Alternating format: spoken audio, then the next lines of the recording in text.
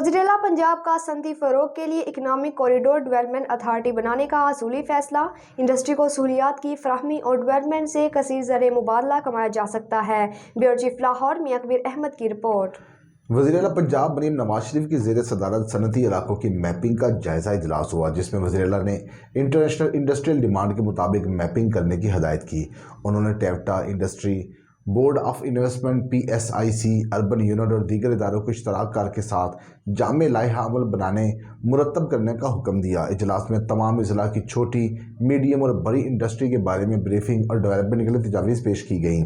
وزیر اعلیٰ مریم نواز شریف نے جاب سیکٹر میں خواتین ورکرز کا تناسب بڑھانے کے لیے اقدامات کی ہدایت کی۔ اس موقع پر لاہور، گوجرانوالہ، فیصل آباد، گجرات، ساہیوال، سرگودا، بہاولپور، راولپنڈی سمیت ہر ڈویژن کی انڈسٹری کی مکمل میپنگ اور ڈیٹا پیش کیا گیا۔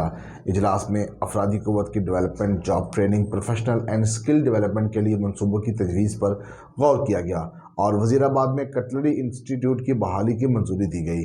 صوبوں میں ماربل اور جیم سٹون انڈسٹری کے لیے کٹنگ، سائزنگ اور پالشنگ کی سہولت فراہم کرنے کے منصوبے اور CPEC کے مغربی روٹ کے ساتھ فتح جنگ کے علاقے میں اسپیشل اکنامک زون بنانے کی تجویز پر غور کیا گیا۔ اربن یونٹ نے وزیر اعلیٰ مریم نواز کو انڈسٹری میپنگ پر بریفنگ دی۔